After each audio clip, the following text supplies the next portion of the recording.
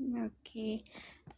Uummata keenya galatoomaa bakka kanatti argamu keessaniif galatoomaa isiniin jedha. Itti aansuudhaan immoo warroonni asirra dhuftanii dubbataa jirtanillee guddaasaa galatoomaa jazaakumullahu khairan. Wanni isinitti immoo akkuma sagalee kiyya dheengaddaa waraabdan sanitti sagalee kiyya kanallee naaf waraaba. Okay. Itti aansuudhaanii balleessaa kiyyarrayyuu wanti isin dallansiise maayikii qabadhaa mina deddeebisa sagaleen eenyu biraay. Bahee deebi'u sagaleen deddeebisa. Qoy mee Hamza kana wanni godha. Hamza qoy. Bareedaa jira. Isaa qaba qo'ish. Okay, muutaran si godha. Mee ammoo dubbat maayikii qabadhaan teessuun maayikii qabadhaan san nyaata chiifte. Toofi mee. Ay, boni jechuun. Okay. Naa Amma sanuma. gocha kirraa laala amma bareedadha. Gocha kiyyarraa jecha kiyyatu namoota hedduu takka natti muufachiiselleedha. Bakka nan eegneettiin jalaa argame bakka uummanni kun nan eegneettiin argame dhugaa dubbachuudhaaf. Ani uummata kiyya wallaahi dhiifama isiniin jedha. Garuu immoo sababa maaliitirraan kaatee it's okay normal no kan jettisanii deebisii naan jedhanii jiranii warra asirratti argamanii. Sababbiin aan akkas jedheefi sagalee kiyya qofa waraabdanii sagalee Hamzaa Sheejaa birdheessitanii jechuudha. Isatu warri gaafsan jirtan ni jirtanii yoo gaafsan immoo jiraachuu baattanii siniifaniin ibsaa jechuudha. Isatu akki jedhee gastii irra taa'ee abbaan mana booniyyeetii fi booniyyee waliin jiraachuu isaanii na shakkisiisaa torbee lamayyuu waliin jiraatanii ji'a lamayyuu waliin jiraatanii jedhe. Wanni sun dhugaa dubbachuudhaaf kun qadara rabbiiti. Namni guyyaa tokkoonis adda bahuu danda'a. Namni du'aanis adda bahuu danda'a. Jireenyaanis adda bahuu danda'a. Kun waan namni namaaf murteessu miti qadara rabbiiti. Ani fi abbaan manaa kiyya waliin yoo jiraanne ni jiraanna. Yoo rabbiin immoo waliin hin jiraattan jedhee akkanumatti qilleensumarraa nu gargar bahuu dandeenya. Kun hin beekamu jechuudha rabbitu beeka. Nama hedduutu wal argina jedhee osoo waliin argin dhabamatee jechuu wal dhabaa jechuudha. Tokkoffaa kana inni lammaffaa irratti immoo jedhee ani online irraan turre yeroo online irratti deebi'u waan akkanaa kana laalee baay'ee tokko mataa kan koona qabachiisee mataa kan koona dhukkubee jedhe. So namni badii tokko yoo inni ani dalagee namni hundumtiyyuu gaafa online irratti deebi'ee badii kiyya san kaasee dubbachuu qaba. Namni hundumtuu badii kiyya saniif deebii kennuu qaba. Okay, wanni sun guyyaa lama guyyaa sadii dura dalagamee jira, ta'ee jira. Garuu namni hundumtiyyuu badii ishiin dalagdee kanaaf deebii kennuu qaba, yaada kennuu qaba akkamit jedhee yaada. Wallaahi waan santu na aarsee ani akkas jedheen malee wanni kun sirriidha yookaan immoo hin dogongorree jedhee ofirratti murteessee miti kan inni yeroo san dubbadhe. Uummata keenya wanni beekuu qabdanii namni ni dogongora. It is okay normal nomoo kan hin jedhe. Namni kamiyyuu banii aadam hundi isaatiyyuu dogongora ni qaba. Dogongorri keenya dogongora garaagaraa haa ta'u malee dogongora ni qabna jechuudha. Kan dogongora hin qabne yookaan immoo kan hin dogongorre rabbi qofadha jechuudha. Maal ani malaayikaa miti. Ani nama jechuudha. Galee. Ergan nama ta'e immoo namni maaliif dogongora intalli kun maaliif dogongortii kanaan jettanii kuni maaliif dogongora jechuun hin danda'amu namni. Wanti nama dogongorsiisu waan hedduun jiraachuu danda'a. Saniif galee. Ammoo waan sana ani dirreetti hin baasne wanni sun privacyidha. Osoo ani addunyaa fuulduratti ba'ee waan akkanaa godhe itti amantee akkana gootee jettanii naalloo lullee dandeessan ani isin maatii kiyya jechuudha. Wallaahi yoo naalloo tanillee isin maatii kiyya waan feetanillee naan jettan jechuudha. Ani isinitti hin qabamu. Ani obbolaa kiyyalleedha maatii kiyyalleedha isin. Garuu naalloluu keessaniifillee galatooma. Maaliif jennaan ofiin baree ofii kiyyatti deebi'aa jechuudha. Akkasii. Dammoo an dhiifama naaf godha. Yoo dhiifamni koo siniif ta'uu baatellee dhiisa. Garuu bakka ana dhiisa ani haa jiraadhu. Itti aansuudhaan waa'ee kiyyaaf dhiifama sin gaafadhee jira. Wanni dhiifama caalee hin jiru. Dhiifama naa gochuu baan yoo diddanillee no problem rakkoon qabu. Suni sinii fi rabbii keessantu walitti hafa. Ani garuu dhiifama sin gaafadhee jira. Rabbii kiyyammoo kana dura dhiifama gaafadhe jechuudha. Ammallee dhiifama rabbi kiyya niin gaafadha. Nama immoo gizee takkitti baqa dhiifama siniin gaafadha irra deddeebi'ee dhiifama waggaa tokko guutuu sin gaafachaa hin jiraadhu. Irra deebiidhaan immoo waa'ee dhimma abbaa mana kiyya kanaa Oromoo wallaahi anarrayyuu waa'een isaa hedduu takkana yaaddessa beektanii. Inni kuni barsiisaa diin islaamaati beektanii. Wallaahi ani abbaa manaa kiyyas ta'ee ta'us baatee namni diin barsiisu hedduu takka garaa kan kona nyaata jechuudha. Wallaahi hedduu takka maaliif jennaan dhaloota boruutiif walaalummaa keessaa nu baasaa jira. Namni diin barsiisu lubbuu tantee tana si beeksisaa jira.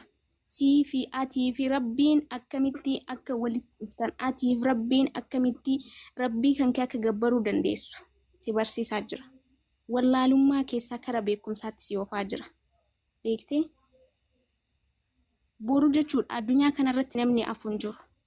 Yoo ati diin barattee yoo wallaalummaa san keessaa hin baane jiraachuun kan keetu faayidaa takka hin qabu. Jiraattees duutees jechuudha. Namni diiniin ala jiraatees du'ees faayidaa waa takka hin qabu garuu jechuudha. Wallaahi namni alra arkaana islaamaa arkaana insaanaa waanuma takkarraa ka quba hin qabne garuu ustaaza kana gaafa gad deebistanii akkana itti qoostanii xiqqaa guddaan keessan itti qoostanii itti taphattan kana saa inni Oromoodha bar.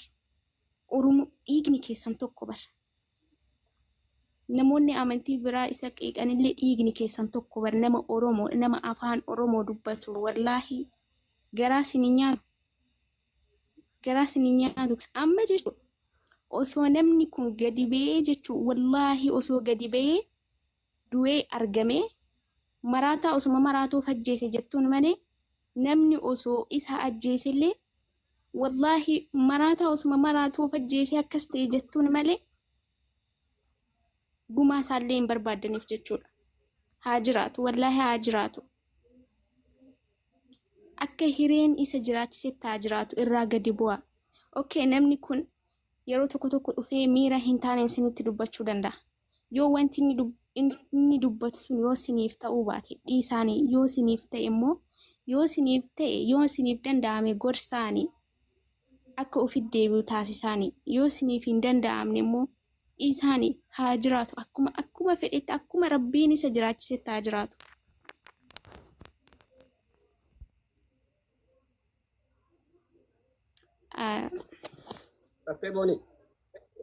Ani akkana siniin jedha. Innaa dammoo yeroo hedduu dhugaa dubbachuudhaaf isiniin kun isarratti wallaahi miinaa guddaa taphattanii wallaahi yeroo hedduu jechuudha. Kunis hin dhufaa si gargaara jedhaan, sunis hin dhufaa si gargaara jedhaan. Ana sumunii takka akkanaa gootan hin barbaadu. Wallaahi sumunii cabduu takka jechuudha. Ani hin barbaadulleedha. Gargaarsa keessan ani hin barbaadulleedha. Akkana gargaartanillee hin barbaadu. Maaliif jennaan isuma gargaara obboleessa keessan ka gargaara. Isuma jechuudha. Isuma miidiyaarraa akkana ta'u kana mee miidiyaarraa ol garii nuus. Namoonni isin nuti eegaa turre Khadiir yoo kaas jala dhuftu taate yookaan Hamza. baay'ee. Yoo Khadiir faan dhufin jiraate bakka itti moobna reessa kan taate.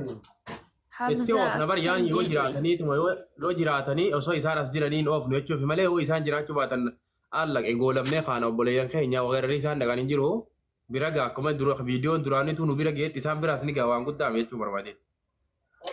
Carraa kanneen mee nama dubbatu fadhe. Ayyee namni dubbachuu barbaadanii kasitti mee ni jira namni. Ayyeen hin dubbadha. Oyi sagantaa biraa qabdanii Hamza. Laa. Ustaaza keenyaan hangafee Ustaaz Ahmed akkasuma Ustaaz Muhammad Bayyaan Hamzaa keenyaatillee kennaa booniyyee ibsa abbaa jaalalaa hundi keessanuu assalaamu alaikum warahmatullahi wabarakatuh warroonni as jala jirtanusi.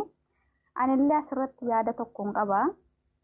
Akka hiriyaa booniyyee ta'etti akkan dhimma jiraallee keessa galee beekutti namoonni hedduun illee kara keessaatiin gaafa siin nan gala na gargaaraa jettu maa hin dhowwiinii maaliif akkasin jettu gootee namoonni naan jettanis hedduu jiranii sanaafis jirri kun warraaf abbaa manaa fi eeyyeen rakkoodhuma ganzabaatu jira walirraa jira fageessee jira otoonni har'a mana isaa baafatee waan hundaa sirreeffate mucaan kun itti galuuf homti sii daangessullee hin jiru inni illee akkuma nutis barataa isaa taane achi keessa turretti mana isaa karaatti hafee jira manni isaa hin xumuramne isiinis immoo ofii maatii gargaaraa turte ta'a otoonni kaan godhamiin duras nama ana caalaa isii beeku hin jiru hagam qabdiif hagam hin qabdu mucaan kun nama too'eeti tikkeetti murattee galuu dandeessu miti wallahi nama birree ofirkaa qabdu miti maatii keenya soolumaan gargaarra ammas immoo waan hojjetaa turte ni qabdi kanas nu hundinuu ni beekna birrii tokko hin qabdu jechuudha otoo har'a kaatee galuuf jette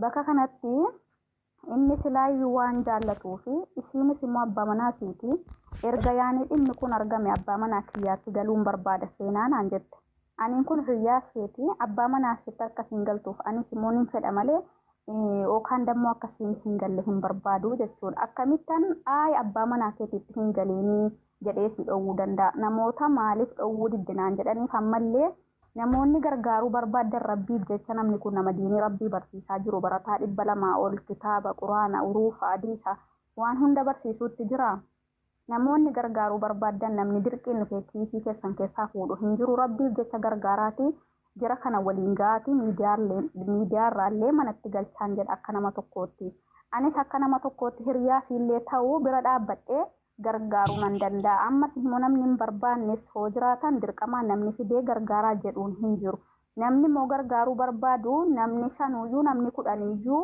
yoo jara kana gargaaruu barbaade ni ga'a jedhee yaada akka mataa kootiitti jechuudha kanaafuu kana ammas immoo isiin wanta yookaan dubbachuu qabdu waan uummanni miidiyaa kun isiitti dallanes ta'ee irraas dubbataa tures ta'ee akkaataan isiin itti dubbattee fi akkaataan namni itti fahame waan garagara ta'eef isa kana waan dubbattu isiitu beekaa asumaanuyyuu an akkan hiriyaa ishee ta'eettillee namoonni isiitti mufattan musliimas ilaallatee ummata oromoo guutuullee ilaallatee bakka kiyyaanillee dhiifaman isiin gaafadhaa obboleettii keenyaa fi ustaaza keenya maamma bayaanii gargaarree akka jirri wal bira gahanaa goonu fedhii rabbiitiin nutillee rabbii gaditti jira gargaarree bira hadhaabbannu jedha kana akkasii obboleewwan keenya assalaamu alaykum warahmatullahi wabarakatuh muradheen jira maayikii gara nama biraa dabarsee jira itti fufaa galatoomi seenaa ulfaadhu abshir qaalii teenya laal jara keenya namni bara mana jaaru jaartii galfatuu dhiisii takka qabuu ni hiika sini gale rakkoo bara mana namni jaaru namni ni hoqqatallee gabbatalleen ni hoqqatallee sini gale rakkoo mana nama jaaru gizee mana nama jaaru tuni nama mana jaaree beekuttu beeka isin hin beektan warri khaanin gargaaru waarreettan kun namni kun darasaa laafisif jalaan qabu nama diini sheekotii meeqa kan biyya teenyatti finnee mana itti kanninee waan dalaguunis pilaana itti baafnee meeqa qubsiisaa jira sii galee silaa sadarkaa santu isaan mala ture akka inni kitaaba qaraasuu jiruun haa ta'u garuu maal waan ta'eef waan jawtan achuma kaanneeti warri odo darasaan qoftunuu gargaarte manaa miti faabrikaatti dhaabdira dhaggeeffadhaan darasaan qoftunuutu darasaan garee keessa jirtu qofti garee adda addaa keessa jirtu qofti osoo gargaarte mana mamma baanii miti waa itti jaarte jechuudha namni bara mana jaaruu jaartini okay tata amma dubbii adii argannee jira la dubbii irraa ijoo argannee jira amma nuti kaayyoon teenya guddoon adda manni itti banamee fi sagantaan tun dhuftee fi booniyyaan waan balleessitetti hin gaabbine yaada ummataa kun akkanatti fudhate ummanni guutuun booniyyee waan hin godhe bagan godhe normaal jetteedha bas akkamit jettee maaliif jetteedha gaafi nuti irra sagantaan teenya kana qofa beekaa kanammoo adeemsuma keessa finne sagantaan har'aa maaliif booniyyeen akkas jettee akkamitti namni waan dalagetti sheenoo oolee balleessee nuun jechuu dhiisee akkas ja'a gaafii tana gaafii hawaasa bal'aati jechuudha intalti musliimaa takka intalti sammuu keessaa quraana 30 qabdu takka nurallee jabdu booniyyeen amma engaddaa asitti arkaana islaamaa arkaana isaanaa arkaana imaanaa waliin hoggaa haadhafaatti waliin teessee nu gaafattu waa meeqa akka isinuu laaltanii agartan jechuudha cimina ishiitiif jabina ishii sii galee sheexaanii namni dogoggorsiisaa innuu amantii keessa dhalate kanarra nurra qabdii jechuu beekaa akkasii fudhaa akkasitti takka arganne jettanii nama haadha abbaa ofii gane nama haadha abbaa ofii dhiisee an musliima an bani muhammadi isinii ta'e yaa ummata kiyya isin na fudhaa amantiin tiyyata jalqabaa itti na cuuban sanii miti tanuma muslimaa tana ta dhugaa tanin gaafa itti dhaladhee san irratti kana karaan kun jee isinitti dhufe akkasitti qurxaan kun never ever ani hin fudhan qurxaa kana hin fudhu akkataa qurxaa isin yaa'aa jirtan kun isin mama baanii miti ana amma maraataa kanallee kara biraa geessaa jirtanii jechuudha. Abbaan fedhanii balleessan nuti jaartii namaatu jaarsa jala jaarsa dhiiftee jaarsa nama biraa jala wal fudhatanii badan meeqa beenu waa hedduu beenas isinii galee jaalala jechuus ni beenas maaltu maal jaalala keessa akka jira kanaafuu tasgabbaawati warri gargaaruu barbaadan naaf Hamzaa wal marannaa eessatti akka ta'u maal akka ta'u qabu itti sagantaas baafanna sun sagantaan achiin dhumatee jira amma sagantaan inni jirtu booniyyee maaliif jecha san jette akkamit jette ummataa maal ibsuu barbaaddi kana qofa. Kanarratti Hamzaa waan jettoo qabaatte akkasuma namni dubbatii yoo jiraate.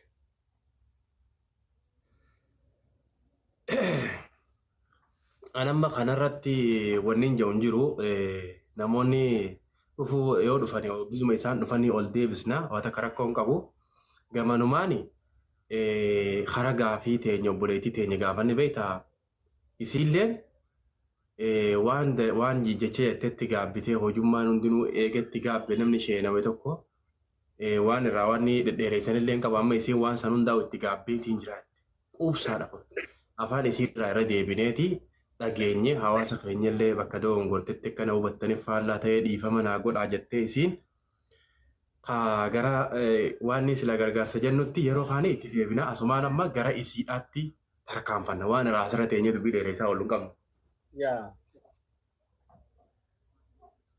Dumaashi teenya karaa kee deebinee jirra gaafiin keenya atuugaa walumaanoo quba qabnanii beektaasi waan kanarratti maalirra dhaabbatteeti waan kana jette maaliif jette maaltu si jechisiise akkamit jette waan kana takka takkaan nu deebista inneeti si gaafanna suma banadhura. Ayyee assalamu alaikum warahmatullahi wabarakatuh. Waalaikum salam warahmatullahi wabarakatuh.